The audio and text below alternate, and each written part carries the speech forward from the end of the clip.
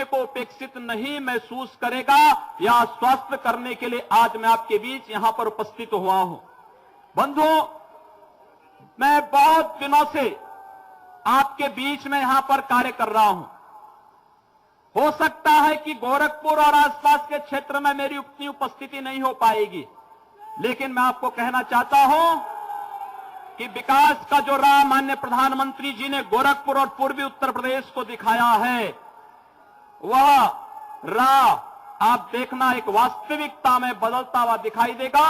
यहां की चीनी मिलों के जीर्णोद्धार के लिए, इन आंगनबाड़ी कार्यकर्तियों की समस्याओं के समाधान के लिए, बीएड और टीईटी प्रशिक्षुओं के समस्याओं के समाधान करने के लिए, इन बेरोजगार नौजवान जो अब तक उत्तर प्रदेश से पलायन करता था, इनके पलायन को रोकने के लिए, गांव, गरीब, किसान और नौजवान के लिए हम लोग बड़ी मजबूती के साथ दिन रात एक करके पूरी तत्परता के साथ कार्य करने के लिए संकल्पित हैं।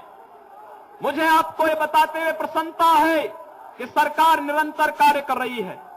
हम लोगों ने कुछ निर्णय लिए, लेकिन हो सकता है कि तमाम लोग तमाम प्रकार की बातें कर रहे हों। मैं आप सबको बताना चाहता हूं कि कोई ऐसा नया निर्णय नहीं होगा।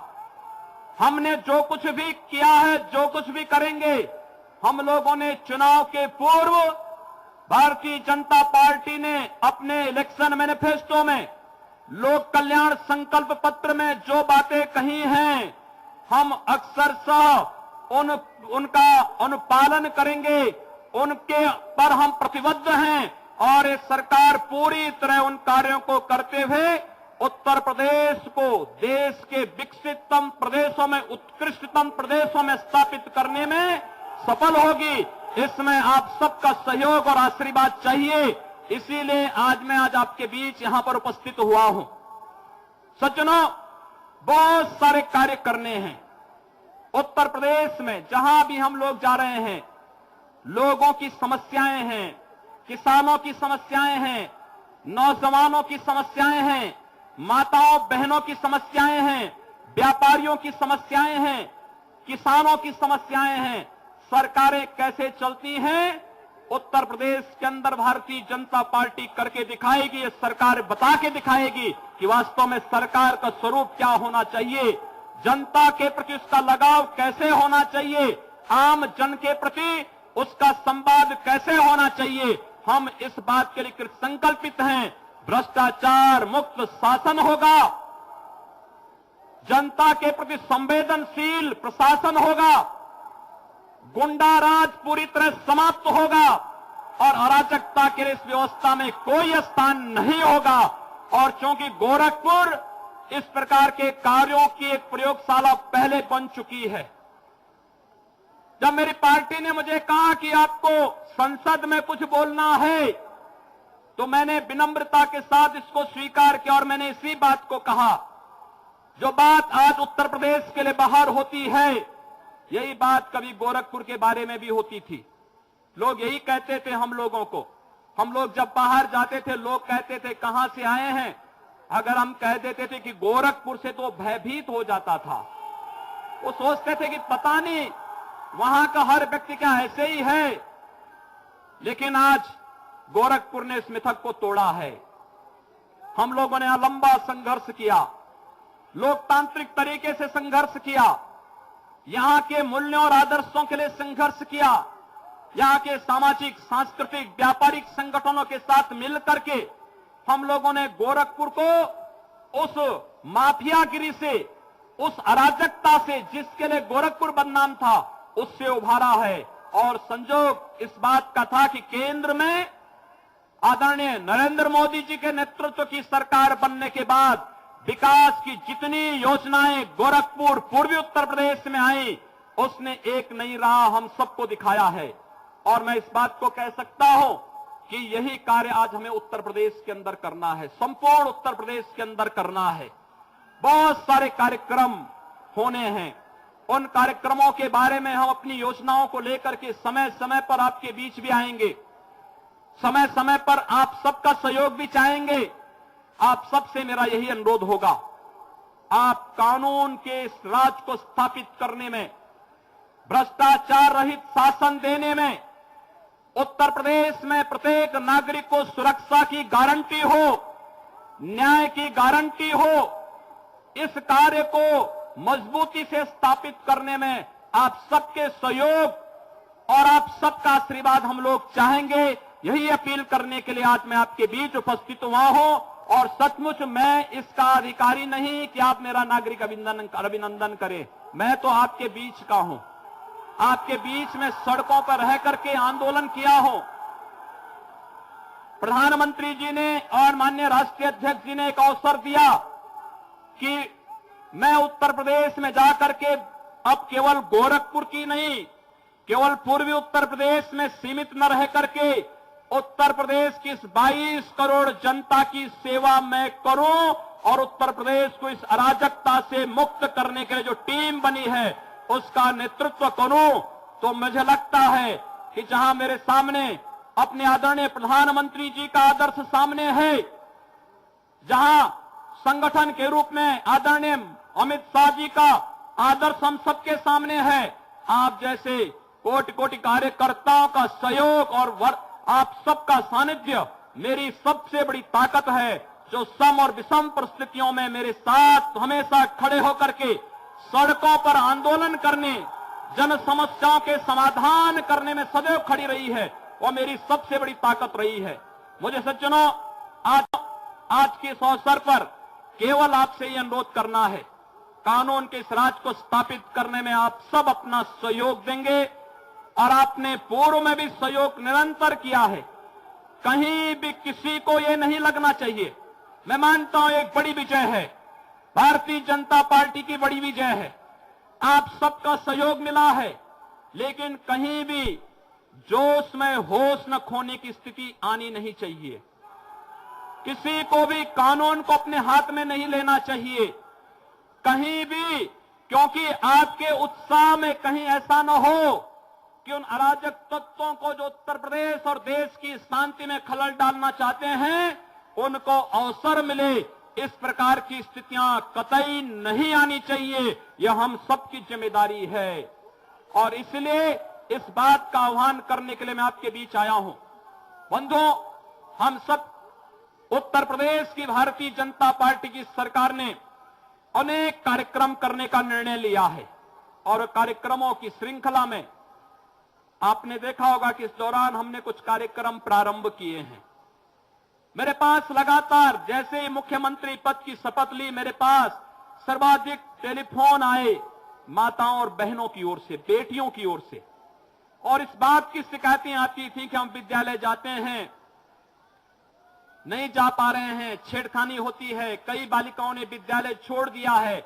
हमने कहा अब भारतीय जनता पार्टी की सरकार आई है, यह सरकार बालिकाओं की सुरक्षा के लिए, माताओं की सुरक्षा के लिए संकल्पित है। हम लोगों ने प्रशासन से कहा है कि ऐसे तत्वों पर कड़ाई बरती जाए जो मनचले हैं, सौदे किस्म के हैं, वे नौजवान नहीं हो सकते। नौजवानों की दिशा रचनात्मक होती है, समाज और राष्ट्र के प्रति वे अपने कर्तव्यों को समझते हैं। ऐसे लोगों को नौजवानों की श्रेणी में मत रखिए। उन मंचलों और सौदों पर कड़ाई होनी चाहिए। और हमारे लोक कल्याण संकल्प पत्र के तर्ज पर हम लोगों ने एंटी रोमियो स्क्वाड को उत्तर प्रदेश के अंदर सक्रिय कर दिया है। मैं प्रशासन को इस बात के लिए स्पष्ट कहूंगा कि राह चलते हुए नौजवानों पर सहमति के साथ बैठी भी कोई दो युवक और युवती है, राह चल रहे हैं, आपसी सहमति से बातचीत कर रहे हैं, उनको कतई न छेड़ा जाए। लेकिन इस बात को ध्यान जरूर रखा जाए कि अगर भीड़ भाड़ वाले स्थानों पर या स्कूलों के बाहर कोई इस प्रकार की हरकत करता है जिससे बालिकाओं की सुरक्षा के सामने खतरा पैदा होता है, वह विद्यालय छोड़ रही है, ऐसी स्थिति नहीं होनी चाहिए। और जहां पर होगा फिर वहां के जो भी अधिकारी होंगे, स्थानीय प्रशासन होगा, वह उसके प्रति जवाबदेह होगा। हमें बालिका और महिलाओं की सुरक्षा देनी है। रात्रि को 10 बजे 12 बजे भी अगर कोई बालिका कहीं से आ रही है और अकेले सड़क पर चल रही है तो अपने आप को सुरक्षित महसूस कर सके, उत्तर प्रदेश के अंदर एक ऐसी व्यवस्था हमें देनी है। हम लोगों ने इस बात को फिर किया है कि एनजीटी बार बार एक बात के लिए उत्तर प्रदेश के अंदर कह रहा है। पिछले 2 वर्षों में कई बार एनजीटी ने कहा है, नेशनल ग्रीन ट्रिब्यूनल ने कहा है कि अवैध बूचड़खानों को हटाओ, मानक के अनुसार जो लाइसेंस लिए हैं उनका पालन कर रहे हैं, सरकार उनको नहीं छेड़ेगी। लेकिन जिन लोगों ने नेशनल ग्रीन ट्रिब्यूनल के आदेशों का उल्लंघन किया है, अवैध रूप से गंदगी फैला रहे हैं, जन स्वास्थ्य के साथ खिलवाड़ कर रहे हैं, उनको एक प्रक्रिया के तहत हटाइए, उनको जिससे स्वास्थ्य के साथ किसी प्रकार का खिलवाड़ करने की छूट किसी को न मिलने पाए, इस कार्य को लेकर के हम लोगों ने कार्य प्रारंभ किया है। हम लोग किसानों के बारे में भी कार्य अपनी योजना बना रहे हैं। मैं देख रहा था पिछले कई वर्षों से किसानों की उपज का क्रय नहीं हो पाता था। हम लोगों ने उत्तर प्रदेश सरकार की एक टीम को बाहर भेजा है।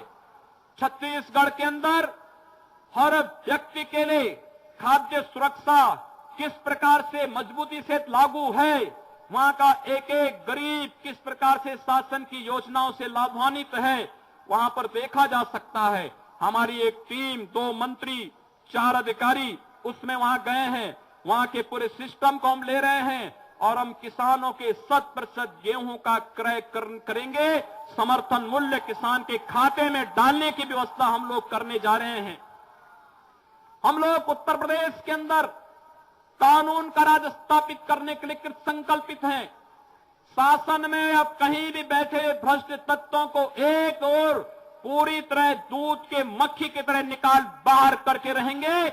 उत्तर प्रदेश में, उत्तर प्रदेश के युवाओं के लिए, नौजवानों के लिए, किसानों के लिए, मजदूरों के लिए और हर तबके के लिए हमारी योजना होगी। उत्तर प्रदेश के विकास के लिए हम लोग मजबूती से कार्य करेंगे।